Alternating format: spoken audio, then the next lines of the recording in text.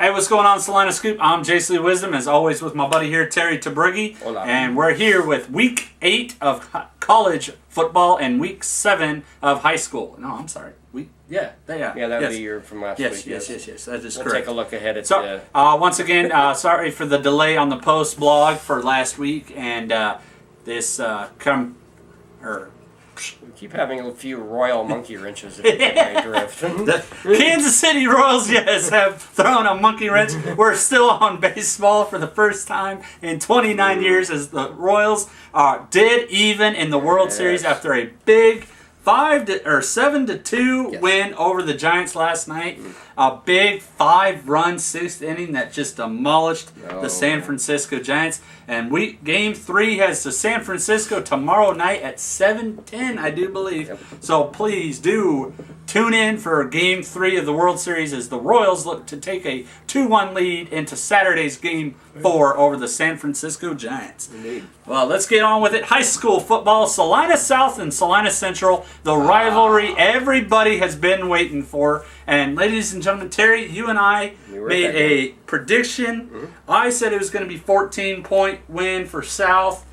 You said the winner was only going to win by 7. I gave you it called 7 that. either team. It was going to be 7 either direction. Yes. You gave it a 7-point victory, and the Cougars pulled out a 14-7 victory over their in-town rivals, the Salina Mustangs. And good God, we were there. Magnificent game. We had everything but South just getting it done and holding on to that victory. Indeed. South finishing with 125 yards passing, 39 carries for 205. Central 43 yards passing, 56 carries though, only 240 yards. Not much working there in the passing game for Central, so they just could not keep it up. Yep. And Terry, you and I were battling back and forth. Could Central slow down the passing game of South? Could they contain Marcotte and Becker Wassenberg? Did they do it? They did it, but they just couldn't do it enough to hold on. All but 2 plays in the reality of it, and that being absolutely a huge difference. A 51-yard pass, touchdown pass from Wassenberg to Becker up the middle, and before that, a 38-yard pass or touchdown pass from Wassenberg to Marcotte. My condolences to Salina Journal and whoever is sleeping on the job. Yeah. You're a yard off. Anywho. And we'll go into... Try reading a scoreboard before a play. It helps. Exactly. Anywho, rushing yards. Central's Peters, 36 carries, 148 yards. McMullen, 8 carries, 54 yards. Salina South's McCullough, 16 carries, 74 yards. Stagmeyer, 6 carries, 31 yards. And Wassenberg, 14 carries, 92 yards. Gardner for Central finished 4 out of 9 with 1 interception for 43 yards. Wassenberg 6 for 10, 0 interceptions for 125 yards. And that concludes Central and South there at Salina Stadium last week. 4th straight win for the Cougars. Sets them up for a nice little look into the playoffs, although we got 2 weeks worth of district contests. They lost last week to Derby, so that's... Well, that wasn't a district. That was league, so that won't affect it. And it's going to come down to they've got Great Bend and Derby. Those are going to be the pivotal. And district play started last Friday. South on the surviving end of a scare there. El Saline and Bennington, another district game. Indeed. El Saline would crush, though, their close rivals. Bennington 30-8. So Bennington finishing with 59 yards passing, 30 carries for 145 yards. Did it thunder anyone? Yeah, I know, right? Here lately. Yeah. El Saline would finish with 20 yards through the air, but 52 carries, 384 yards on the ground. So a big rushing day for the El Saline Cardinals. Let's get on to it. El Saline Walters, 19 carries, 113 yards. Nice. Aserio, 15 carries, 126 yards. Way to go, Louis. So there we go there. And Bennington, Mick, 8 carries for 30 yards. And Ragnoni, 6 carries, 118 yards. So big day for him. Anywho, well, that concludes El Saline at Bennington. Southeast Saline And Council Grove, Southeast Saline trying to get back on track and keep going after that one big loss. Another district contest. Absolutely. District. Everybody's in district play as of last Friday night. And Southeast Saline still going on strong. 55-14 over Council Grove. Council Grove finished with 1 yard passing and 79 yards on the ground. Yes. Wow. How'd you get 14? He's speechless. Trying to figure out how that doesn't happen very often. No. Talk about a defensive stop, that getting the ball in close. Some nice defensive work there, right? Yeah. Anywho, Southeast Saline, 37 carries for 408 yards. Sorry. Untie your tongue. I'm trying to, but I'm still got the Royals on my brain. Oh, well. And then 101 yards through the air for Southeast Saline. Rushing yards, Council Grove, Roderick, 14 carries, 51 yards. Lagenvert, 5 carries, 21 yards. Southeast Saline, Besher, 13 carries, 110 yards. And Schlesinger, 10 carries, 163 yards. That is 16.3 yards a carry. Are you kidding me? That's almost literally 2 first downs and 1 carry. Woo! Good Lord, you got some speed there. And St. John's Military losing 52-6 over St. Mary's Academy. And then Sacred Heart, ladies and gentlemen, played on Saturday, so do apologize for that. Sacred Heart winning in a big way, 61-12 over Medicine Lodge. Talk about the this Knights team, blow-ups. I tell you what, they lost every game going into district play. Now they're unbeaten in district play at 2-0. Hey, this is what matters. District play is what matters. It's like NFL. You can lose all your games that are not in division, but you win your division, you're going to the playoffs. Oh, absolutely. And Sacred Heart is just trying to hold on. I mean, here, this is them right here. We're trying to hold on for dear life here. Yeah. And so far, 2 straight wins in district play. That'll do it. Saline County right now could potentially put 5 schools in the postseason the way district play has ran off. Oh, yeah. Absolutely. Medicine Lodge, 32 carries. 2 yards. Talk about pushing them back. 2 yards? 2 yards rushing. There's some defense for you. There's a that's what you call a stone wall. Indeed. 144 yards through the air for Medicine Lodge. Sacred Heart though, 45 carries, 349 yards rushing, 154 yards through the air. So I think that just right there says it all. Let's just go ahead and go on. Oh man, I don't even think I want to read those. I think that's. I mean, moving right along. Anywho, college football. Kansas State, Oklahoma. A big game Saturday. Kansas State looking to win to upset the Oklahoma Sooners for the second time since 1994 and 97. Are you kidding me? That's almost a 20-year drought there. It's turned into a little reverie in which the home team forgets how to win for some exactly. Ever since the new 10-team Big 12 conference has established, Oklahoma and K-State have been trading it out. 2011, K-State was the home team, would lose in a big way, Indeed. But then would travel down to Norman and win 24-19 in a nail-biter upset. Last year, Oklahoma pulls out the win after some exploded in the second half. Exactly, and absolutely. K-State looking to even it out. And did they? Biter. And they did in a nail biter, 31-30. A blocked extra point would tie it at 31. Brits for K-State would block the PAT, and then Honeycutt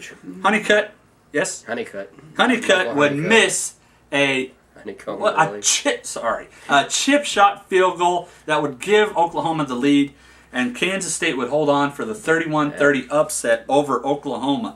Let's get down to the statistics. Jake Waters finishing with 225 yards through the air. He's still averaging over 200 yards a game through the air. Colin Klein like passing numbers. No. This is not Colin Klein. Colin Klein rarely, had hard time getting 200 and some yards passing. Mm-hmm. It was more on the ground for Colin Klein. This is a passing game that if you were to mix it with Colin Klein's rushing game, you would have a quarterback I don't think many defense would like to go up against, because it's Colin Klein had the patience, Jake Waters has the arm. It's just how would you be able to stop a guy if you combine the two? Well, according to one sports network who shall remain nameless, Waters quietly working his way into a little bit of Heisman conversation. Oh, we'll not talk about that. But anywho, 15 completions out of 23 attempts for Jake Waters. 0 interceptions, though. 32 carries, 160 yards for Kansas State. Oklahoma, though. Here's the thing. Trevor Knight having a big heyday, but still would not get the win. Last year, Tyler Lockett having a big game through the air, K-State would come up short. This year, Oklahoma was on the receiving end of that big game, but still lose on the final score. So it's turning into just an insane little rivalry. It is. I say if this doesn't turn into a rivalry game where you have a trophy anytime soon, I don't know what will. But as of right now, every time it seems like K-State will beat Oklahoma in the regular season, K-State has been a top, very well, number 1, number 2 contender for that Big 12 title. And speaking of Big 12 titles, West Virginia beating Baylor. That was huge. That is an upset, and we'll get to that some other time. But anywho, maybe a bit. Passing yards for Oklahoma, 335 yards. West Virginia's ranked. Trevor Knight for the Oklahoma Sooners, 28 completions out of 36 attempts, but 2 interceptions. 1 for a 5-yard pick six by McDaniel for Kansas State. And, big there. Rushing yards. Kansas State Robertson, 8 carries, 66 yards. Waters, 10 carries, 51 yards. Oklahoma, Perrin, 24 carries, 89 yards. Ross, 8 carries, 75 yards. And receiving yards. Curry Sexton, 8 carries, 77 yards. Lockett, 6 catches, 86 yards. Gronkowski, though, 1 carry, 62 yards to the house. 1 catch. Yes, 1 catch. Sorry, 1 catch. And what a big game for Kansas State. That's a big win. That particular play to Gronk, picking on a Sooner secondary that struggled in recent weeks. Oh, absolutely. And we'll get it on with Kansas Wesleyan here in just a minute. Let me find that game here. Kansas Wesleyan and Bethany, 2 rivals once again duking it out this weekend. Bethany, however, would tame the Wolves and cruise to a 42-10 victory over the Coyotes. Indeed. And Bethany would finish with 59 carries, 370 yards, 83 yards through the air. Kansas Wesleyan, 274 yards through the air, 34 carries though, 17 yards rushing. Talk about another stonewall defense. Oh, yeah. That's just incredible there. Rushing yards, Bethany Elway, 2 carries, 110 yards, if I'm reading this correctly. That's 55 yards again. Let's see. No, I'm thinking it's 24 carries, 110 yards. The way they had that read looks like 2 for 4,110. So, once again... The Salina Journal are the smartest people in the world. Absolutely. Hashtag sarcasm. Bridges, 11 carries, 32 yards. Kansas Wesleyan sacks, 23 carries, 83 yards. Curran, unfortunately, would get 9 carries for a minus 49 yards. And that wraps it up for the post game from last week. And on to this week's games. Week 2 of district play for 5A schools. Indeed. South and Central looking to keep going. South trying to keep the momentum to go even 3-0 in district play to take home field advantage into the playoffs.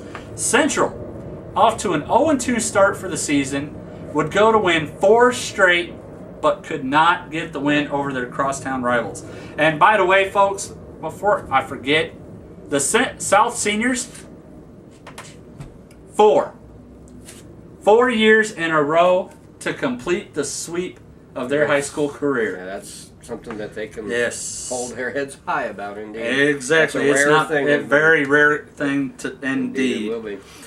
Great Bend at Central this Friday night at 7 o'clock. Mm-hmm. And nice little note. No Thursday or Saturday games, so they will all be on Friday, so you won't have to worry. Is there a Saturday game? No, there's all Friday night games. None within this county, anyway. South travels back down to Newton. Sacred Heart at Mound Ridge. Phillipsburg at El Saline. Southeast Saline at Hillsboro. And Sunrise Academy at St. John's Military School. 5 of the Saline County schools looking to continue on and hopefully see playoff. Just a little on the district stuff as far as that going to playoff. Central, the benefit of being at home this week and next week. Basically, regardless of what South does coming off the win, Central wins out, they'll be in the postseason. Same can be said for the Cougars. Oh, absolutely. Win out for the Cougars. They definitely get home field advantage. Central just looking to hopefully. El Saline now 2-0 in district. Yeah. They have a huge one with Phillipsburg. Phillipsburg generally a powerhouse. Realistically, that game, as much as I love the Cardinals, that would I don't want to be negative, but that would likely be going to be turning out being a Phillipsburg win. In the event that happens, all the Cardinals have to do next week is travel up to Belleville and win that game, and they'll be assured at least the second spot in the district. Phillipsburg is unbeaten in district play as well, so you have a clash of 2 unbeaten teams in district play tomorrow night. Oh, absolutely, but then you got to think back. La Crosse and Southeast Saline, 2 powerhouses. Well, yeah. A La Crosse team looking like they couldn't be beat, and Southeast Saline crushes them, but then unfortunately would fall the week after. Yeah. It's just they couldn't do back-to-back big wins over big poor powerhouses. Southeast with the trip to Hillsboro, another key district contest there. Yes. After tomorrow night, we should have a better look at what needs to happen next week as far as who's going to be in the postseason. And look forward to our preview next week as Halloween comes to high school football. Next Friday night, Halloween night. Ladies and gentlemen, look for upset, spooktacular games. You never know what could happen on Halloween night. So will we see disaster? Possibly. Will we see blowouts? Most likely. Maybe. So far, we've seen it all season. Anywho, college football, Kansas Wesleyan at Bethel this Saturday at 1:30 p.m. Short trip down to Newton for them. And Kansas State comes back home to defend their turf against the Texas Longhorns. My buddy Terry here, a Texas Longhorn fan. Myself, a K-State fan. So it's like, how do you two looking for a little, not kill each other? Payback from our defeat over you in Austin a year ago. Well, I enjoyed that game. But here's the thing, folks. Texas, beat K-State last year. Indeed. But K-State has beaten Texas 5 times in a row. Before last year's win, that was as many times as Texas had beaten K-State overall. How do you do that? Sure. It's just unheard of. It's an interesting matchup in that right now K-State's offense is rolling, basically, against a Texas defense, which right now is ranked at the top of the conference. The thing of it is, it could be the other intangible, is the Texas offense has struggled throughout the course of this season. I don't think, Charlie Strong coming in his first year, just throwing players left and right. It's like, you out of here, you out of here, you out of here. Does he have anything left? I don't know. It's just, that's what's going to come down to it. Yeah. It's just, Kansas State looking to move on to bowl eligibility for another year. And that's, let's see here, 9, 10, 11, 12, 13, 14. For the 5th time out of the 6 years, Bill Snyder has been back at K-State for his second tenure.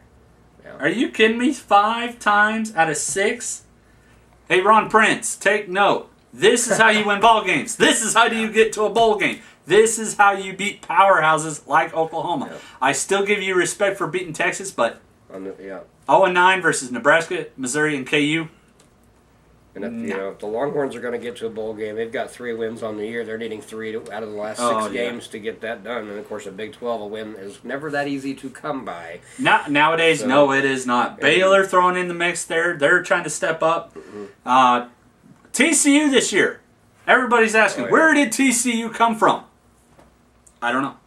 I honestly don't know. The Big 12 championship picture, in my view, is wide open right now. Oh, absolutely. The Big 12 race, I think, has never been as wide open as it is this year, any other year. I've never seen it. Since we cover the Wildcats, for them, they have the benefit of being at home the next 2 weeks. Texas and then Oklahoma State. The Cowboys now unranked. They fell out of top 25 after I'm sure being handled easily by TCU. Easily, yes. Then the key, looking at the schedule for K-State, really, they go to number 10 TCU, and followed by a bye week, and then now the number 20, because it goes from the 8th to the 20th. Oh, that's a Thursday. That's why you do have a bye, that 15th to the 15th. So you get a bye before that Thursday. That's a Thursday night game at West Virginia.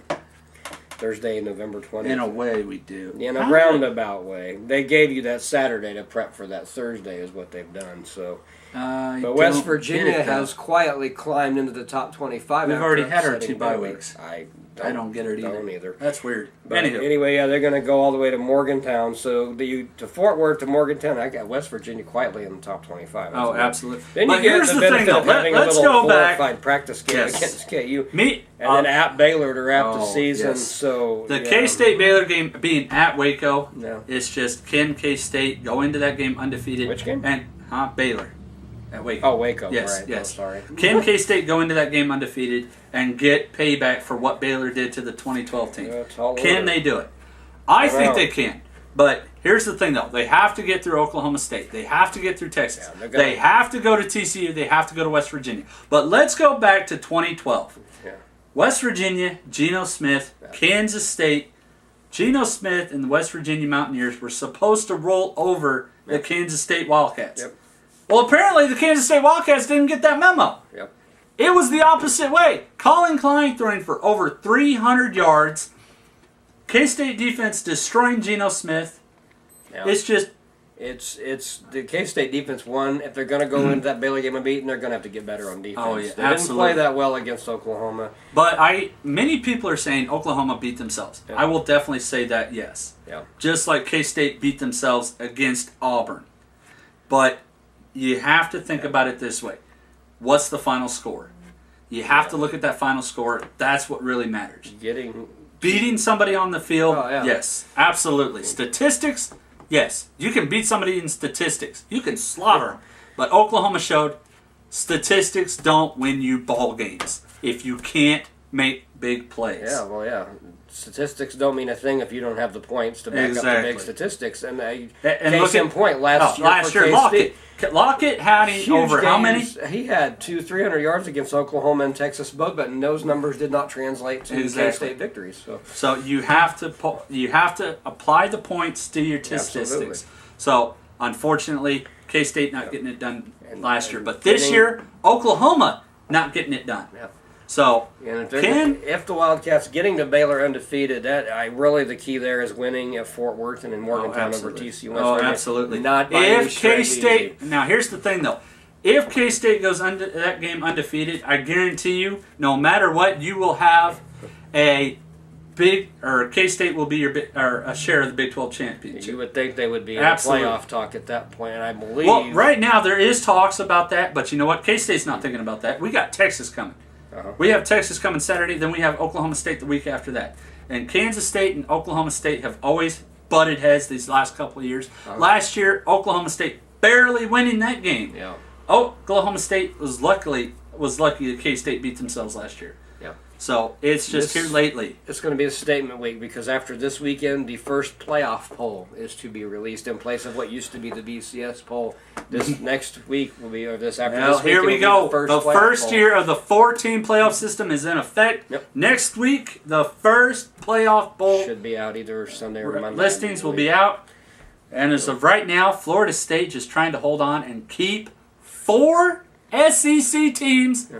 And actually, Florida State in the AP poll has fallen to number 2, as Mississippi State is your current number 1 ranked team after having a bye week. Yes, I just think Florida State is just trying so hard not to allow 4 SEC teams in that playoff spot.